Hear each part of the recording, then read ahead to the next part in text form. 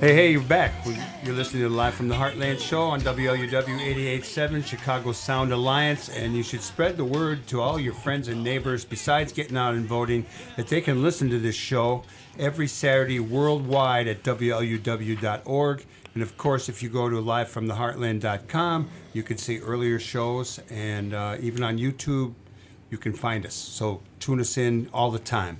I'm really happy to have our next guest. We called him with very short notice, but he is a good pal. It's the incomparable Tony Fitzpatrick, Chicago's very own artist, actor, and sort of a character. So good morning to you, brother. Anything to avoid honest work, sir.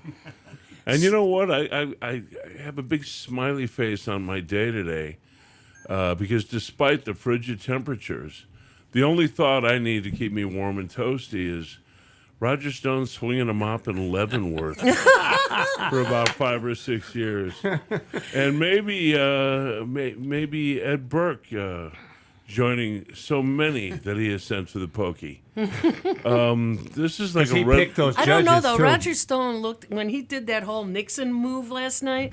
It felt to me like he's got a tattoo of Nixon on his back. I'm just wondering. I know. I'm just wondering who he wants to see that. You know? Jake, have the button ready because this guy's wild. Yeah, Jake, really. And he can't help it, Jake. It's like an involuntary kind of Tourette's. Yeah. So how would you conquer TIF reform in Chicago, Tony? I called Thom Tresser. That's right. Thom That's a nice Tresser, and I plug. put him in charge of it because you know what? His book, Chicago is Not Broke, Yes. he It's does a excellent. very scrupulous job of following the money.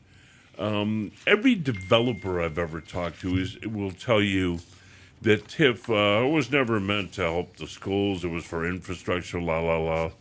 I don't believe that. I believe, like the Lotto Gambit, they always sold TIF and the Lotto and initiatives like this with the idea, we're going to help the kids. It's going to be for the schools, you know.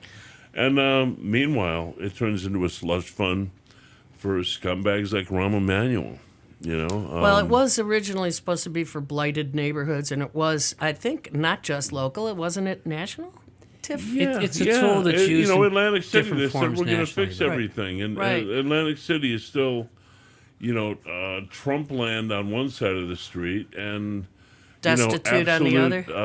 austerity Dire on the straits. other. Yeah. You know? I mean, if you look even in Chicago, you know, I mean, one of my big problems with Rahm Emanuel, among many, you know, look at Auburn Gresham and Englewood and how none of the TIF money ever got spent to revitalize those neighborhoods. Well, some did. I but don't think that's an accident. some did, but dribs and drabs, and for things like a farmer's market. Seriously. Yeah, I mean, or zoning for a Whole Foods, or you know, Exactly. I'm sorry, that's just too little, too late. well, I mean, And you know, now they're about to drop 55 acres of Schaumburg on the north side of Chicago with this Lincoln Yards BS that we keep hearing about. Yeah. Yeah, so I have a new guy to paint a target on, this Brian Hopkins, Yeah. who I've learned to despise in very short order. don't hold back, Tom. Oh, no, not at all. Not at all. You know, I don't stab nobody in the back. I stab right in the face. You know, it's like, this is the enemy. This is what's going to turn Chicago into like everywhere else USA. Okay, before people make a decision about what you're about, Tony, if they haven't seen your artwork, let's talk a little bit about your main. Oh, my day job. Your day job, exactly, Okay, yeah. exactly. Where did you start being an artist? When? I started drawing at our dinner table when I was about 5 or 6 years old. Yeah. I'm one of 8 children. Me too. Yeah, Catholics, you know. Yeah. We know You know, what to they do. could have just Him put too. I'm the they oldest could of have 9. just put a rubber machine I'm a in the bathroom congregation. like at the gas station, but no, you know, church wouldn't have that. So, Humane Vitae. yeah, my mind, my mother, I had a problem staying in schools. I God, I kept can't imagine that. I kept getting invited to attend other schools. things? Yeah. Detention So land. my mom worked when I was a little kid. She worked third shift at a Pepperidge Farm place, and she would bring home these long sheets of paper that they would blot the breads on, and I'd be home all day, and it Perfect. was either watch cartoons and so she had Or make them. yeah, she had colored pencils and crayons and all this, and she'd say, Tony, make me a picture, And I'd take 2 or 3 hours, and I would make the most convoluted, long, complex And she narrative would go, you could think of. wow. And then when I was done with that, she'd go, now write me the story. So that took another, Wow, that's a trip. That's a and brilliant she, mom. that's a brilliant mom. that's what gave me permission. So where'd the bird But it come also from? quieted you Oh. down for a few hours. Yeah, which is no small thing. Indeed, indeed. People have been trying to do that ever since. Oh, the birds. I mean, when I was 5, my father suffered a heart attack, and my grandmother, my mother's mother, came to stay with us. And every morning she'd toast a couple pieces of bread, sometimes even put some jam on it, chop it up, and throw it out in the backyard for the birds. Now, I'm one of 8 kids. We never wasted food. Oh, heck no. So I, Especially not bread. No. Yeah, exactly. So, I walked up to my grandmother, like, why are you giving all our bread to the birds? And she goes, be quiet. Give your ears a chance. And she'd lift the window, and and I heard it, robins, starlings, mourning doves, chickadees. And she said, for a piece of bread, you can hear God sing.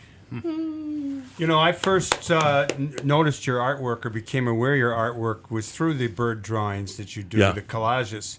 And actually, when I first came over to your studio, saw all the stuff that you use to help give you inspiration. Oh, absolutely. And, And his studio is called? Well, it's called the the- Dime. Yeah. I'm over on Western Avenue. Plenty of parking. 1513. That's what they say about North. every neighborhood that's in transition. Plenty of parking. Yeah. But what I was going to get to is besides birds, you've done some beautiful other artwork. I remember going to lots, the yeah. DePaul Museum for this giant show in beautifully framed. The mats were cut just Yeah. great. Oh, yeah. So many drawings that I didn't know about, and I just you know wanted to what? call people's I've attention. You're always not just a had- bird guy. Exactly. I've always had. And the DePaul Museum, bless them, they were supporters of mine from the beginning. Wow. And they have a big collection of my prints and drawings and drawing collages. And, that show was the last show that my mom got to see, I got a picture of you and your mom. Yeah, and it's lovely. And so I kind of got set free that night because I realized, after tonight, I don't ever have to do this again. You know what I mean? I've had my big institutional show. My That's mom cool. got to see it. And I don't ever have to be kind of part of the institutional art world ever again. I can How do liberating whatever was I that? want. It was great. And then I got hired to work on Patriot, and Chirac with Spike Lee, and all the years of doing theater for, 50 cents for every, 6 weeks. All of a sudden, I stumbled into having almost, responsible employment. So did, Well, if you're not going to big shows to do any more of those, you still have other people doing smaller shows at your absolutely. Adventureland gallery. And- Tell us a little about your and gallery. at Adventureland, where we've hosted 3 Mike James shows, and we're going to host a couple more. Thank you. And the Dime, which was supposed to not be a gallery, and it's turned into a gallery. is the dime upstairs? Or? No, the Dime is right around, the corner across Oh. this hall from my studio. At first, it was just like my showroom, and I thought, well, that's a little selfish. I could open this up and foster the idea of community here. What a concept. Yeah, I mean, and honestly, I kind of stole that page from the Heartland book. Well, you know what I'm you saying know now what I mean? is It's that like- the Heartland closing, The energy, just like when Mayor Daley died and we were driving along. just dispersed. The power that was released. I turned to Michael in the car. I said, "Do you feel the power that has just been released?" Yeah, it planted 1,000 seeds. Yeah. So there you go. Make it community. I think the everywhere. Heartland created more activists. Yeah. We tried. we did. That was Absolutely. that was you part know, of our and you know point. what? That is so necessary right now. You know, particularly, we have an election coming up, and I'm torn between Lori Lightfoot and Amara Enya. Well, and just I vote like for them one of both. them. Yeah. For God's sake. But this thing with Ed Burke, I mean, the splash that went on all the kind of institutional candidates was just a beautiful thing to watch. It's like, It continues to be. I mean, Preckwinkle, I want to like her, but in my heart, I know she's a boss. And she's Madigan's, and, Daley, it's a shame that the only smart Daley is only running now. But I asked myself, do we need another Mayor John Daley? Daley would take offense to that. He's Well, the he could one take- on the county board. Bill Daley's the one who got us the ACA, which saved my life. When they shoved Rahm's ass out, they sent Bill Daley to Washington because he speaks Republican. Right. He went across the aisle and he got enough support to pass the Affordable Care Act. And I think that was a deal long in the making. Well, The minute Richie decided he didn't want to be mayor anymore, after the Olympics thing pooped the bed, I would have loved to have been there for that meeting. Richie Daley and a contingent from Chicago in the only room full of bigger scumbags than Chicago politicians, the Olympic Committee, It had to be like a pickpocket convention where nobody brought a wallet, And they were out to get Bush. Oh, at yeah, that meeting. yeah. So And I they think- got him. So okay, Oh, yeah. this is the nicest thing I've ever heard said about Bill Daley, because I'm also one who remembers he was the guy who stopped the ballot counting when we Absolutely. could have gotten Gore instead of Bush in Exactly. 2000. So it's a balancing act He's across so just- many years of the power. one- this is all I'll say for the Dailies, and as you know, if you've ever read my column in New City, I have no love for them. I do believe though that the Dailies love the city. I don't believe that about Rahm. But That's always been my main thing: is ask people, well, what do you love about Chicago? If they can't come up with just about everything except including the Yeah. corruption, then forget about them. we What do you love we about never the learn. city? Oh my goodness, the community that I've been blessed to be part of. The most valuable assets we have as Chicagoans are each other. Amen. They are our hammer and nail. Sorry, kid. You gotta keep it alive, kid. Stay awake. Betty Davis said it best: fasten your seatbelts. It's going to be a bumpy ride. No, I think that Chicago gave this whole country, the whole United States, the most semblance of what being American is really like.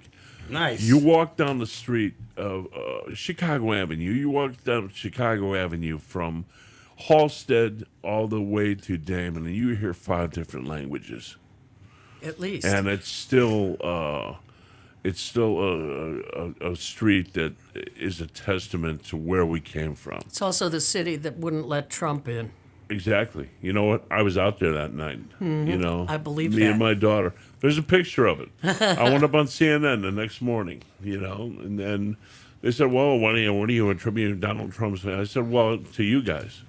You keep airing every idiotic thought the man has. Yeah. Every moronic statement. Right. Every drool case pronouncement that falls out of his filthy mouth.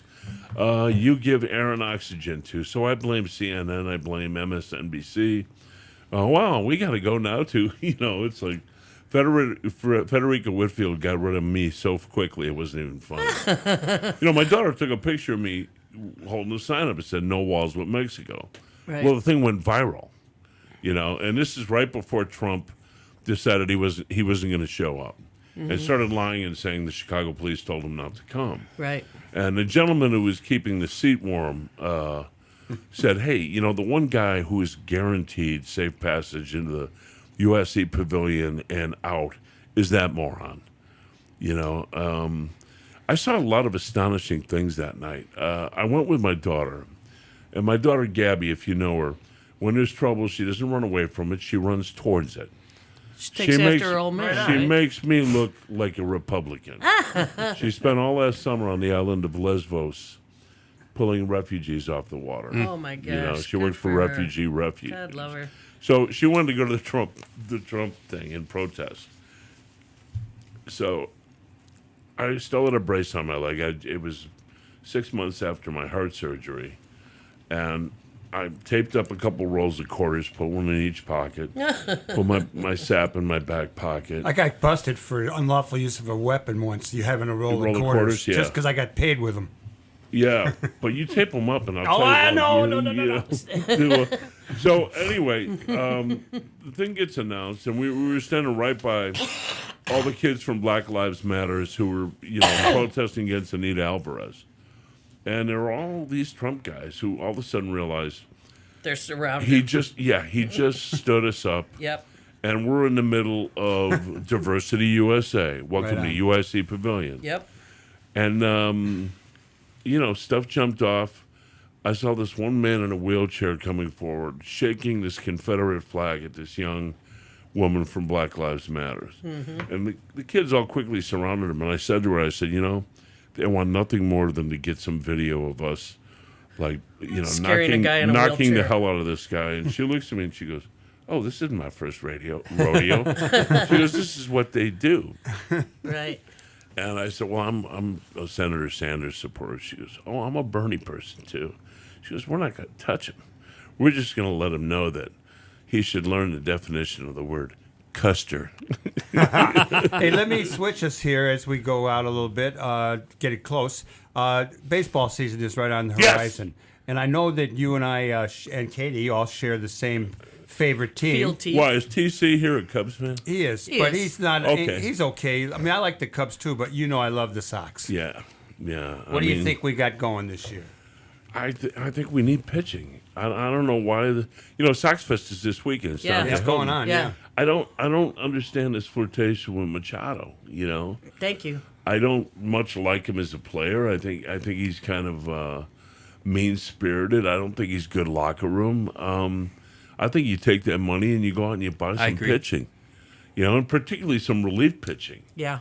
I mean, there's the bones of a good team there. You got Abreu. We need a new Bobby Jenks. Yeah, no Yeah. kidding. Yeah.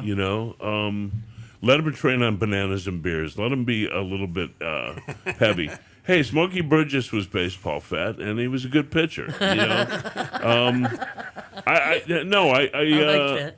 And as much as I like Renteria, I think essentially he's a bench coach. I think maybe he's a batting coach or something. I don't know that, as Sonny Corleone said, that he's a wartime consigliere.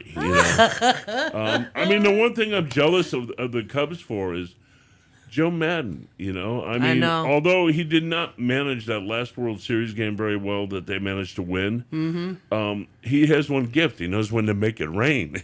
Now, when you have biblical powers like that, but I like the vibe he brings to the team. It's like, if Yeah, I you're like not him. having fun, this is not a job. This is not a, Yes. this is a calling. This is you got to have fun. It's This like is being fun. an artist, I'm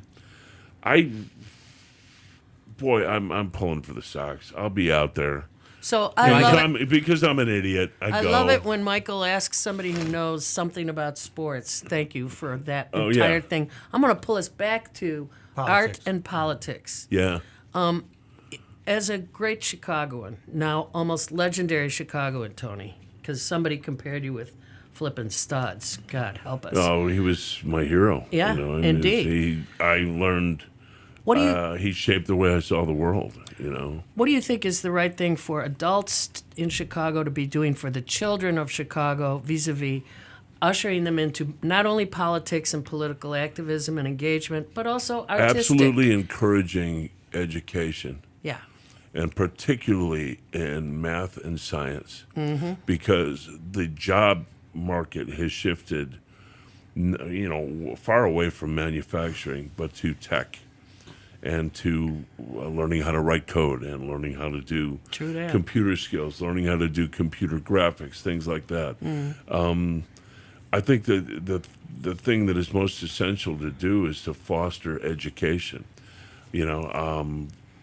If they would have spent on education the kind of money they would have spent luring businesses to town, Amen. we'd have the next 100 Nobel Prize winners Thank coming you. out of Chicago. Thank you. When I started to hate Rahm Emanuel in earnest, was his opening gambit was trying to break the Chicago Teachers Union. Mm-hmm. He Yeah, closed. they showed him. He fired 500 teachers and 100 Closed 49 administrators, schools. 50 schools. 50 schools. And he thought he'd break the CTU. They broke him. And what is unfathomable to me is how he does not know that the labor movement was born in this city. From the Pullman strike to the men who went to the gallows for the 8-hour workday, labor dies hard. I cannot imagine any politician 20 years ago throwing unions under the bus. No. And union. It's one of the bedrocks of democracy, the right to bargain collectively to better your lot in the workplace. We don't have that. We don't have America. I like that. I So like what kind that of too. writing are you dabbling in these days? You don't have the weekly column. Well, not right now, I don't, but that may change. Okay. Because there's just too many targets out there. We Yeah. need to start a newspaper, you guys. Yeah, we do. Well, I'm just finished a book called The Absinthe Birds, which is a love letter to Paris. I spent 4.5 months there last year filming season 2 of Patriot, and really fell for the city, and really got the sense that I was in one of the cradles of surrealism, which You were. informed my work since I was a little tiny kid. And I also found out this whole secret history of the great surrealists that were women that did not have a light shined on them, because the history of art was written by people who looked like me. Dorothea Tanning, Lenora Carrington, Leonor Feeney, Remedios Varro, Gertrude Abercrombie. I mean, they were all part of the surrealist canon, and they all did not get They're due. the victory lap and the approbation and the accolades that they should have. So each bird is dedicated to a different woman who was painting at that time. Sweet. Plus, one for Edith Piaf, one for Josephine Baker. It's like, Got to I figure you got to get all of the amazing women Come from on, that do period. one for in. Alice B. Toklas too. Oh, yeah, don't worry. Come on. Don't worry. Yeah. Did Mary I Oliver? like her brownies. Yeah, Did Mary Indeed, Oliver indeed. speak to you? Did Mary Oliver speak to you? Oh, yeah, absolutely. yeah. Yeah. Did yeah. we actually do? We did. She did not merely visit this life. She One of my abs- favorite quotes in the world. Indeed. What will you do with your one wild and precious life? Yeah, I mean all the school book library poets, kind of looked on their nose, but I thought she was amazing. She was one of those who went right out into nature and let it speak to her, Amen. and she heard it. Yeah. So I'm working on that book, and then I'm working on another book called Lunch Drawings, and they're rude. They're all Chicago stories, and it's you'll see. Okay. Well, Tony Fitzpatrick, thank you so Hey, much. thanks for having me. I always have fun up here. I love it. That It's you- fun being around so many Sox fans. In this part of town. I know. This I part know. of town, we're kind of a rare occurrence. Well, we know them all. Michael I and I gotta have say, made I like friends the with Cubs all the too, Sox and Theo fans. Epstein You know has what? been good to Twin Peaks, my kid's band. So. Oh yeah, I and do. boy, let me tell you what a Twin Peaks fan I am. That's Oh. the best records in the last 3 years coming out of Chicago are Katy and's band, All Twin right. Peaks, Yay. absolutely. So- And That's gonna Grape go Tooth, viral. and Grape Tooth. They're good too, yeah. So we want to thank Tony Fitzpatrick and Joanna Klonsky, our guests for today. Wonderful to have both of you. Oh, thanks for having me. We're going to go out with another piece of music, hopefully to keep you warm. That'd be Art Tatum. And next week, we're going to have Juanita Arizari and Michael O'Toole. Michael is a music instructor and a member of the Old Town School Union. We'll catch up on that story. Also, thanks to Lynn Orman, engineer Jake Levy, videographer Michelle Song. Please like us on Facebook at Live from the Heartland Radio. Do good in the world. The world needs all the good you do. All power to the people.